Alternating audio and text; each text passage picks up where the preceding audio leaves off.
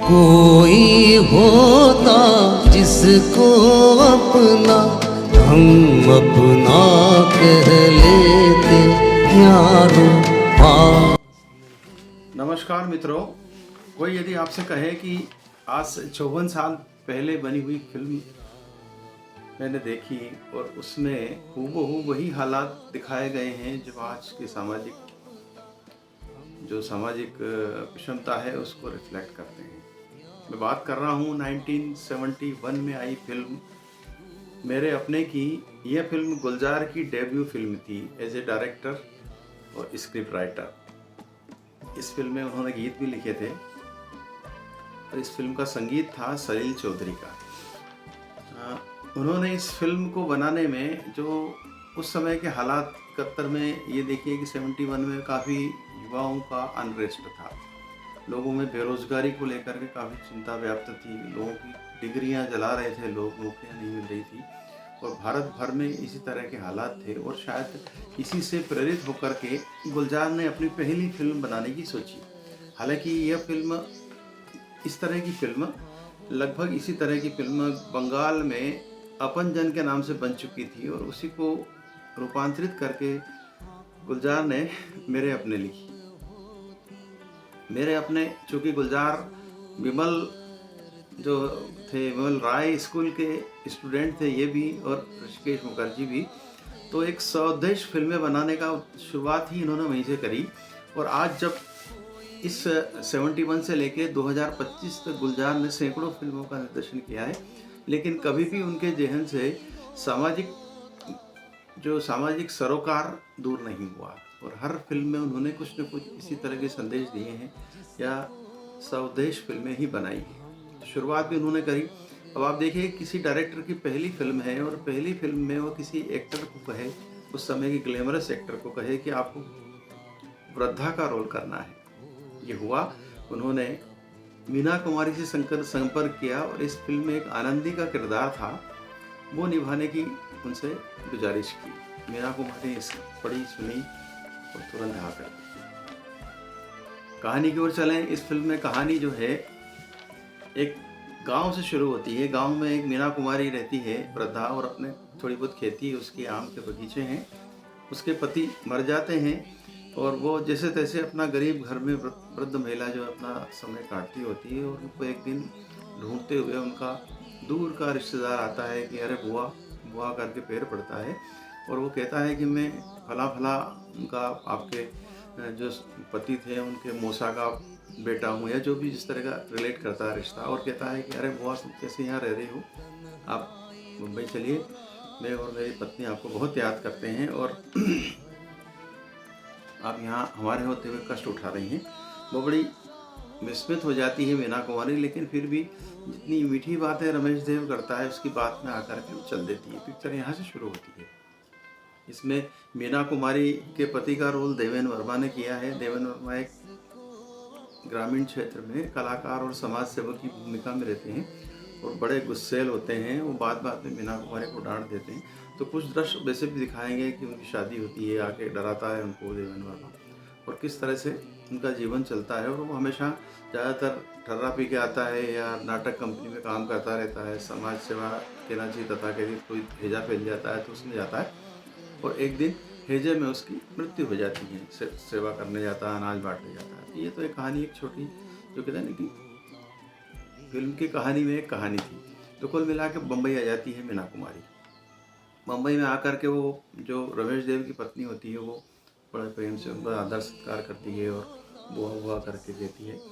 और पहला ही झटका उनको ये लगता है कि जो रमेश देव की पत्नी वो दूसरे दिन नौकरी जाने की तैयारी करती है। वो कहती है कि बुआ मैं जा रही हूँ और बच्चे की देखभाल आप करना, घर में रहना, और ये सामान रखा और इस तरह से आप उसको दूध पिला देना, घुमा देना, सब कर देना। होता क्या है कि वहीं जो है उसी घर में काम काली बाई के रूप में दुर्गा फोटे आती है। दुर्गा फोटे उनको मीना कुमारी को कहती है कि चलो एक और बुढ़िया आ गई क्या यहाँ पे, तो लेके तो भाग गई। बोले 30 रुपये तनख्वाह देते थे। तो बोले नहीं नहीं, मैं तो रिश्तेदार हूँ इनकी। तो बोले नहीं नहीं, वो भी रिश्तेदार कर करके लाए थे उसको, और बाद में उसने तेज तराट थी वो बुढ़िया, तो उसने पैसे मांगना शुरू कर दिया तो उसको भगा दिया इन्होंने। झटका लगा कि यार ये तो मेरे को बुआ और भतीजे का संबंध बना के आया था और इस तरह से चल रहा है, तो धीरे धीरे करके रहती है वो, बाहर घूमने जाती है बाहर बच्चे को लेके, और वहाँ उनकी भेंट एक, अब यहाँ से टर्न वास्तविक सामाजिक समस्या की तरफ होती है। ये उसमें क्षेपक कथा कह लें कि किस तरह से छल करके वो अपने घर पे लेके आता है। और ये शक्ल रमेश देव का रहता ही है कि वो किसी न किसी को ले आता है अपने घर बच्चे की देखभाल करने के लिए, जो कि आया रखें, तो उस समय आया रखने के लिए 30-35 रुपये उसको देना पड़े।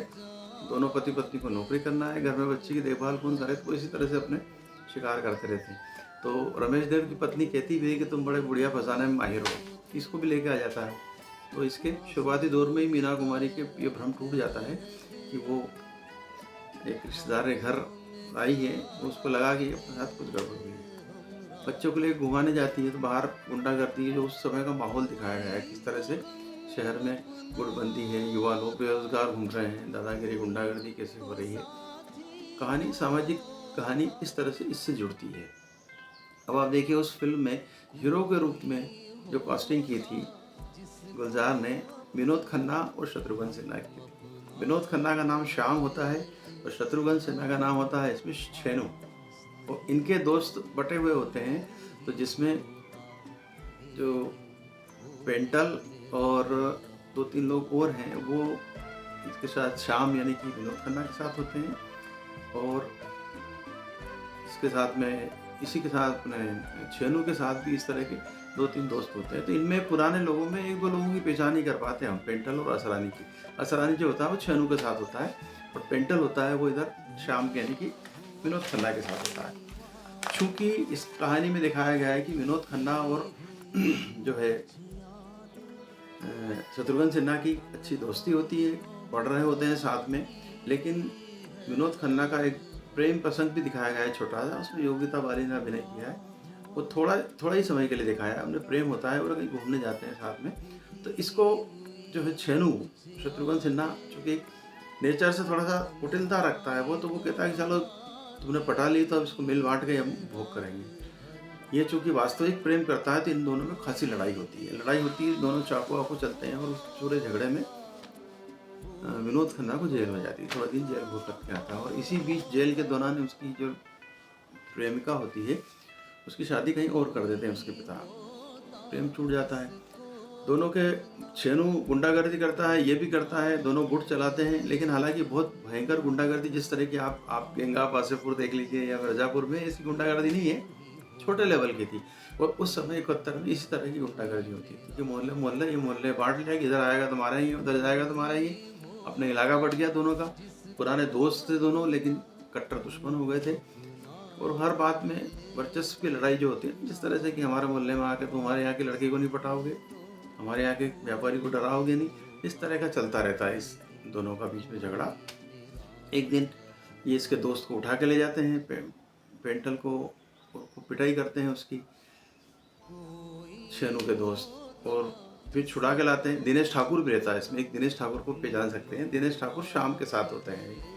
तो जो दूसरे गुट के, छेनू गुट के लोग एक दूसरे की दुश्मनी आमने सामने दिखे नहीं कि मारपीट, उठा के इसको दिनेश ठाकुर को उठा के ले जाते हैं और पीटते हैं उसको, ले जाके घर में ये जाता है।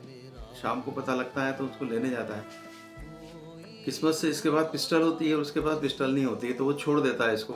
शत्रुघ्न सिन्हा कहता है कि जाओ छोड़ देता हूँ, आज मेरे पास पिस्टल नहीं है किस्मत से, तो उनको बता देता है। मारपीट होती है, छोड़ देता है।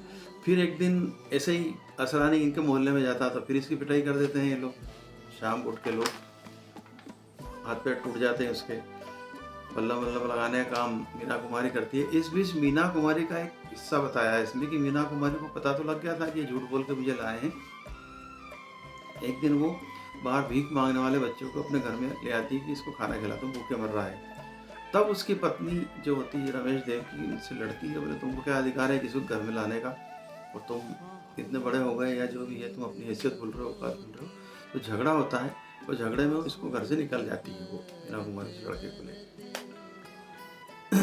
जो लड़का भीख मांग रहा था वो कहता है कि चलो दादी, नानी बोलता है उसको, चलो नानी तुम मेरे घर खंडहर में रहो। तो खंडहर में उसकी वो और उसकी बहन रहते हैं, ये भी वो आसरा पा लेती है। गाँव में घर छोड़ के आ जाती है, उसकी स्मृतियाँ आती रहती है कि मेरे को वापस जाना है, लेकिन पता नहीं कैसे जाना है, इतनी पढ़ी लिखी है नहीं, कौन सी ट्रेन से जाएगी, तो मजबूरन उसको वहीं रहना पड़ता है। और उसी लड़के के यहाँ शाम का अड्डा होता है, वो 4-5 दोस्त मिलते हैं रोज़ रात को, वहाँ जाके प्लान बनाते हैं, कल क्या करना है, आज क्या करना है। उनके पिता भी बताए गए हैं सब लड़कों के, विनोद खन्ना के पिता बताएँ श्याम के, लेकिन वो बड़े सरल होते हैं, ईमानदार होते हैं। बच्चे चूँकि नौकरी नहीं है, आवारागर्दी करते हैं, पूरा राजनीतिक परिदृश्य भी दिखाया गया।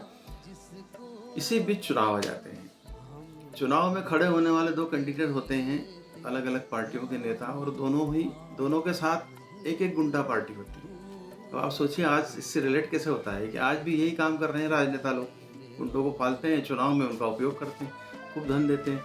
उसमें 500 रुपये की कीमत होती तो 500 दे देता था, 1000 दे देता था, मतलब बहुत बड़ा काम हो गया। तो एक महमूद होता है एक पार्टी से असित सेन होता है। तो महमूद की पार्टी जिससे होती है उससे तो छेनू साथ में हो जाता है उससे, और दूसरी पार्टी जो होती है असित सेन की, उसके साथ शामू हो जाता है। अब इनकी मारपीट होती है, तो मारपीट में एक डायलॉग बहुत फेमस रहा है इस फिल्म का कि जब उसको दिनेश ठाकुर इसको असरानी को मारते हैं, वो जाके वापस जाता है और उसको पैर में लग जाती चोट, तो इनको बचाने के लिए वो नानी जाती है, छुड़ाती है उसको, और लंगड़ाते घर आता है, उसकी मलहम पट्टी करती है, रात भर रखती है। उसके दोस्त आ जाते हैं, उसको ले जाते हैं। तो ये सब घटनाक्रम होता है। तो गुस्से में शत्रुघ्न सिन्हा श्याम के घर जाता है मारने के लिए उसको, पिस्तौल लेके, और नहीं मिलता है वहाँ, नानी मिलती है, बोले नहीं बेटा वो तो कहीं गया है ये वो। तो वो जो डायलॉग है उसका कि शाम से कह देना छेनो आया है, बड़ी स्टाइल में बोला था शत्रुघ्न सिन्हा की, शुरुआत दौर की फिल्म थी। ये डायलॉग आज भी याद रहे, और आज भी उनको कई शो में जाते हैं शत्रुघ्न सिन्हा, तो ये बोलना पड़ता है खामोश, और एक ये शाम से कह देना छेनो आया था, बड़ा फेमस डायलॉग रहा है। फिल्म में गीत भी 2 गीत हैं। एक तो शुरुआत में युवाओं की जो ऊर्जा और क्या उनकी स्थिति है ये दिखाया है कि हाल चाल ठीक है, एक गाना है, और दूसरा गाना प्रेमिका के गम में एक ऐसा लगता है कि डाला गया है कि कोई होता है जिसको हम अपना यार कह लेते यारों, ये गीत अशोक कुमार गाया हुआ है, अच्छा फेमस गीत है, आज भी बजता है। ये 2 गीत हैं। तो ये वो प्रेम का प्रसंग तो बहुत छोटा सा था, चला गया। अब राजनेताओं की लड़ाई में आमने सामने प्रचार करते हैं, पैसा देते हैं। शुरू में तो जिस तरह की कुटिलता आज के राजनेताओं में तब भी थी, सफ़ेद टोपी लगा के वो कहते हैं कि हिंसा नहीं करना। महमूद जब आखिर में सोचता है कि ये तो भारी पड़ रहे हैं सामने वाली पार्टी, तो हमने कहा हिंसा ठीक है, मैंने तो कहा था, लेकिन ज़रूरत पड़े तो हिंसा भी करो। तो दोनों पुरानी जीप सीन देखिए आप, उस समय खाली जो शॉट लिए थे जहाँ से भी शूटिंग हुई है, बिल्कुल खाली जगह आना जाना दिखाया गया है। तो पुराने ज़माने में जिस तरह का 71 में माहौल था वही नज़र आ रहा है, गलियाँ हैं घरों में। तो वो प्रचार करते हुए दोनों की जीप आमने सामने टकरा जाती है, एक तरफ छेनो एक तरफ श्याम, लड़ाइयाँ शुरू होती है, खूब एक दूसरे की जान के दुश्मन होते हैं, पिस्तौल चलने लगती है और ये बचाने जाती है मीना कुमारी। यहाँ पर बचाने के चक्कर में जब पास में चली जाती तो आखिर के अंत में जो मारपीट सबकी हो रही थी, विनोद खन्ना और शत्रुघ्न सिन्हा की जब क्लाइमेक्स पर लड़ाई होती है तो गोली चलती है, और गोली किसी को नहीं लगती, मीना कुमारी को लग जाती है, वहीं गिर जाती है, मर जाती है। और वो इस तरह से वो लड़ाई का एंड बताया है। पिक्चर भी यहाँ पर आकर के एंड हो जाती है। तो देखिए एक मेरे अपने का मतलब ये है कि जो अपना कह के उसको यहाँ से वहाँ से यहाँ लाए थे, वो तो कोई अपने थे नहीं उसके, यहाँ रहने लगी वो मीना कुमारी, तो किसी दूसरे लावारिस बच्चों के साथ रहने लगी। और ये दोनों पार्टियां जो आपस में झगड़ रही, इन दोनों पार्टियों में उनके समर्थक थे नानी के, एक तरफ असरानी था, दूसरी तरफ ये तो वहीं रहते थे श्याम और अपने पेंटल और दूसरे कई दिनेश ठाकुर और दूसरे के साथी। ये 3 लोग पहचाने आते हैं। 70 की पिक्चर है तो 3 लोगों को आप पहचान सकते हैं, अभी भी जीवित नहीं लोग। तो यहाँ आकर के इस फिल्म का एंड करते हैं वो कि मेरे अपने मतलब कौन होते हैं, जो जिनसे प्रेम के संबंध है या जो दूसरे की जान बचाते हैं, वही मेरे अपने होते हैं, बाकी रिश्ते नाते सब झूठ हैं। कुल मिला के इस नोट पे आके फिल्म खत्म होती है। तो वो जो आक्रोश है, युवा आक्रोश को जो बताती हुई फिल्म थी, और उसके बाद में आप देखिए कि 71 के बाद में कितना भीषण युवाओं का आंदोलन हुआ। 75 तक इंदिरा गांधी को आपातकाल लगाना पड़ा, कई फिल्में बनी इसको आधार बना करके। तो शुरुआत में इस सामाजिक समस्या की पहचान तभी गुलजार ने कर ली थी, ये उनकी खासियत थी। गुलजार बाद में आने वाले समय में कई पिक्चरें बनाई, महान हुए, महान शायर हुए, आज भी फिल्म से उनका नाता है। लेकिन एक डेब्यू पिक्चर में यदि कोई डायरेक्टर अपनी उपयोगिता और अपनी जो है कलाकारी सिद्ध कर दे तो वो गुलजार थे। यह फिल्म उस समय के समय में सुपर डुपर हिट हुई थी और करीब इसने 1.5 करोड़ के आसपास का पैसा कमाया था। तो फिल्म यूट्यूब पर है, आप देखेंगे तो तब की फिल्म मेकिंग और आज की फिल्म मेकिंग में कुछ अंतर भी आपको लगेगा। कहीं कहीं स्लो होती है पिक्चर, आजकल जो ज़माना फास्ट है, लेकिन फिर भी ये अपीलिंग फिल्म है। और इस फिल्म ने 2 हीरो को जन्म दिया, वो इधर विनोद खन्ना, इधर शत्रुघ्न सिन्हा थे। दोनों बाद में चल कर के अपने अपने फिल्म में काफ़ी प्रसिद्ध हुए। और गुलजार तो बाद में उनके, इसके बाद तो उनकी कह सकते हैं कि डायरेक्टरी का लोहा मानने लगे लोग और चल गई। और कई फिल्मों में गीत लिखे उन्होंने, सैकड़ों और सैकड़ों फिल्में बनाई। तो देखिए आप यूट्यूब पे पढ़िए फिल्म गोल्डन, जो कहते हैं ना कि बॉलीवुड की जेम में से एक है। फिल्म को देखेंगे तो आपको अच्छा लगेगा। आज बस इतना ही। नमस्कार।